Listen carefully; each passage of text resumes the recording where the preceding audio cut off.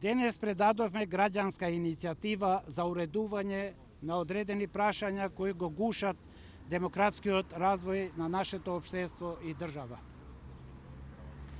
Анализата што им ја направивме на законите наменети на формата на непосредната граѓанска демократија, што е во состав на правниот поредок на Република Македонија, заклучивме дека овој начин на изразување на барањата на граѓаните е блокиран, посебно тие на албанскиот народ. Причините кои не доведоа до овој заклучок се несовладивите критериуми санкционирани со законот кој ја регулира ова материја. Во него за покренување на граѓанска иницијатива се бара 150.000 потписи на граѓани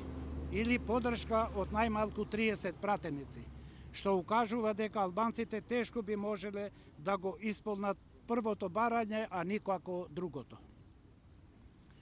Првиот услов тешко може да се исполни, бидејќи 150.000 граѓани треба да одат и да се потпишат за поддршка на граѓанската иницијатива во регионалните канцеларии на централната власт,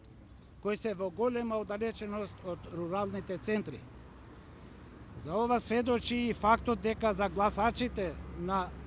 толкав голем број во текот на парламентарните, локалните и претседателските избори се отварат гласачки места во сите населени места, додека за поддршка од 30 пратеници не станува ни збор,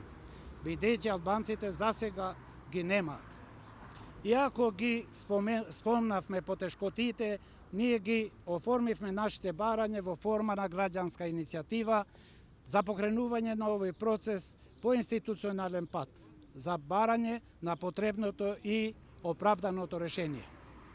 Република Македонија е определена и прави напори да стане дел од Европската Унија, која во своите определби го остави за себе развојот на моноетничката држава. Сега големите нации се согласиле во рамките на Европската Унија да представат релативно малцинство, споредено со мнозинството формирано од народите на европските држави, во интерес на развојот на една нова заедница која ќе им припадне на граѓани со еднакви права, без разлика на раса, вера или нација и така натака. Поваѓајќи од овие ставови кои ја афирмираат целосната рамноправност на граѓаните, оценуваме дека е потребно поново да се разгледа правниот систем кој го дефинира и определува организирањето на политичкиот систем во Република Македонија. Уставните измени треба да нудат долготрајно решение, како и да отворат перспективи за подобар живот во текот на во векот во кој живееме, доминирајќи взаемната граѓанска почит. При анализата на уставните одредби се идентификуваат основните проблеми кои се појавуваат од аспект на уставното регулирање на најважните институции во Република Македонија, каде може да се извлечат одржливи констатации за проблемите со нивното функционирање во практика и нивно претварање во пречка и судир со општествените промени во Република Македонија. Прилагодувањето на уставот со новите околности во Република Македонија би обезбедил стабилни меѓуетнички односи и лојалност на граѓаните албанци кон државата. Би придонело за економската, политичката и безбедносната стабилност, обезбедувајќи стабилност на меѓуетничките односи во државата, со што станува сигурен основниот столб за перспективата на Македонија. Целта на иницијативата е обезбедување на еднакост на граѓаните, нивните права и слободи, без разлика на вера, нација, боја, националност и социјално потекло. Политичкото и верското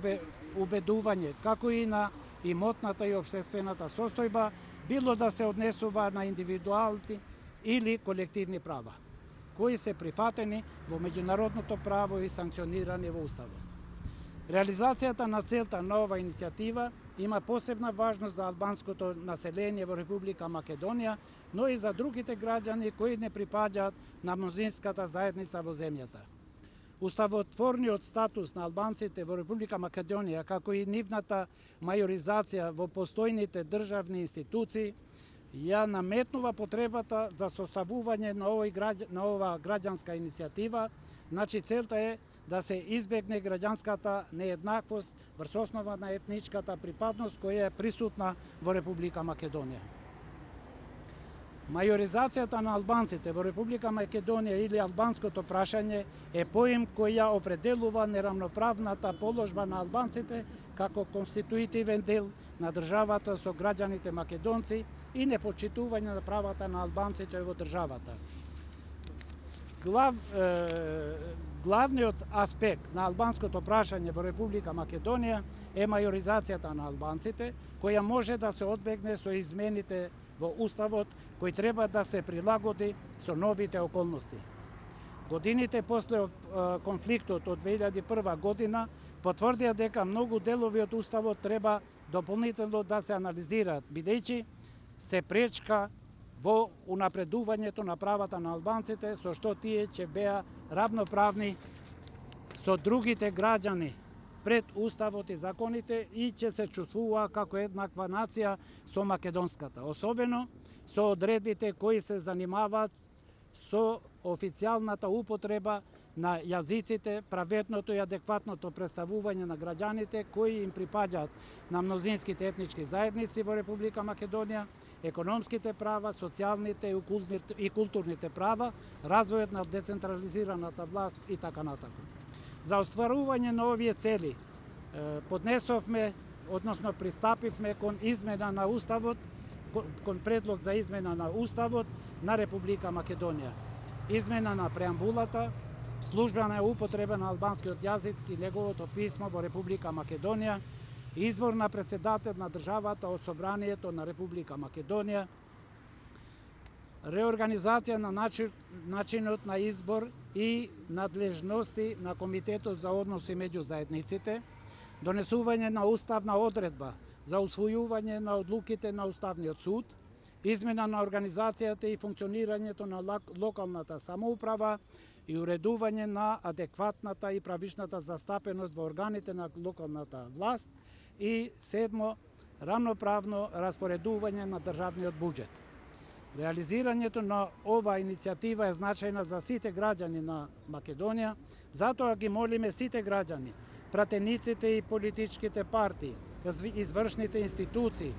невладините организации и другите асоциации за нејзина поддршка. Па, видите, именувањето на новите министри се наметна како потреба на ДУИ, да не би ја свалил одговорноста на поединци, туку да има колективна одговорност и сите да бидат чисти од оно што се случува со недозволените прислушкувања.